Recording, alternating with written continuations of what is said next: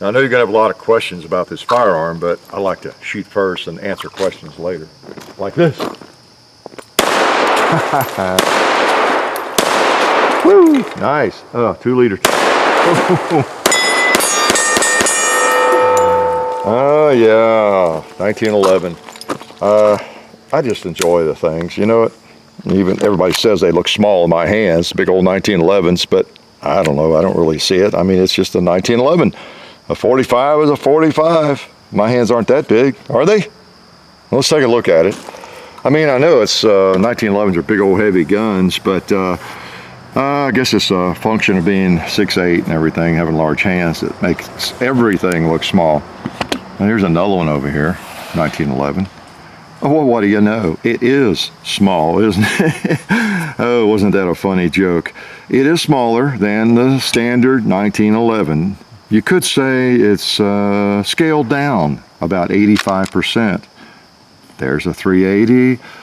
Here's a 45. Look at that. That's kind of what a 380 is, a scaled down 45 ACP. Yeah, pretty cool, huh? So we got the big fat bullet that goes with the 1911 45 ACP. So I just wanted to show you the difference in the size. This is the Browning, of course, the 1911 380, and it is 85% of a real 1911 in terms of size. It's scaled down to 85%. Now, when you pick it up, if somebody just told you, hey, look at this miniature 1911, you know, what do you think the size of that is in relation to a standard? You might say 50%, because it seems small. It's thin. It just seems really small, and it's fairly light, but it's 85%. I guess it just doesn't take much to make a big difference. Okay, now you can see it's 1911 all the way, 380 chambering. Now they came out with this gun, Browning did, in it was 2011, and as a centennial celebration, I guess, of the 1911, or was it the 100-year anniversary? I don't know. People in Kentucky can answer that, but it was in 22 caliber, as I understand the 2011 version, the kind of the centennial. I don't think it was called a centennial, but it was to celebrate the 100-year anniversary of the 1911. Okay, I think we did a video to celebrate that too. And then this one came out in 380 just last year, 2014, I believe. You see, it's a 1911 380. It's a model number. It's one of their black label guns. That's a division of Browning, as I understand, that focuses more on tactical things. And this is kind of a tactical version. It's a 380 defensive pistol. It's not just, ooh, be cool to scale down a 1911, and just for the coffee table or something. Yeah, that's not what it is necessarily. Now, it comes in some different finishes and all that, and wooden grips and some really nice looking firearms, but this is really a carry gun. And it's got some of the best stuff you find on a 1911 that a lot of people like a nice beaver tail there. And you got an extended slide lock, the thumb safety, you got a nice trigger. It's kind of like a commander hammer. You got a straight mainspring housing. You got the little bump there on your grip safety that helps make sure it engages. You got checkering up here, kind of a long trigger. The serrations are really nice. I think it even has well, I guess that's not beveled. Well, it's a little bit beveled, even the magwell. So it's really a tactical gun. It's for carry. It's got a lot of the same stuff this firearm has. Boy, that thing seems big and heavy compared with this. It's like picking up a Desert Eagle after picking this up. And it has, let me load the magazine while I'm yakking about it, but it has a kind of a weird mix for the frame. As I've read, it's a mix of polymer and metals or something. They won't give out, Browning won't give out the exact mix. It's a secret.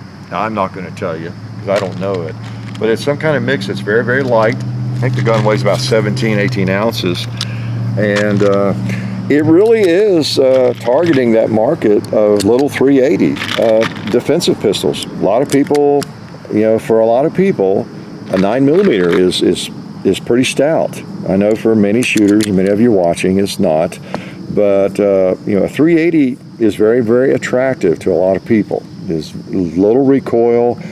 It is, same diameter bullet as a 9mm, but it's a little less punch. It's not going to kick as much.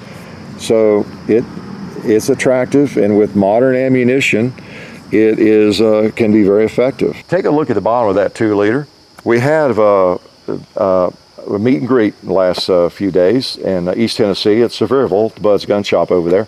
We had a great meet and greet, great turnout. It was fun. Met a lot of families, a lot of youngsters, a lot of old guys, a lot of 20-year-olds, just a real mix of folks, and it was great. Anyway, this fellow, I told him just put his initials. He brought me a 2-liter. I told him he brought it to me to shoot. And I said, well, I can't promise anything. We'll try to do it. So I put it in the truck, brought it home. I said, put your initials on it. We'll put your initials. I believe his name was Wyatt, but we got his initials on the bottom. They drove up from Orlando, Florida to meet John and me. How weird is that? Of course, gave him a hard time about doing that. But he was, I think, 11 or 12 years old, and his mom brought him up, so it was great to meet them. But I told him I will try to remember to do that, and so anyway, here I am remembering. How's that? Pretty amazing, huh? So anyway, I'm going to shoot your 2-liter before I forget, and it was great to meet you and your mom. Even if you are so sick, you drove from Orlando just to meet us. All right, so here's your 2-liter.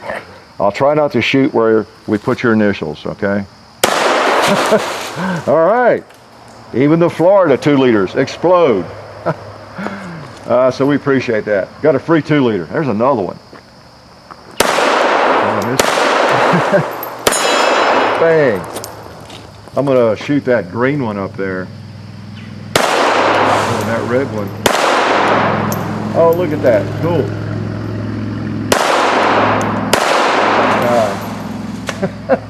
Had to finish him off.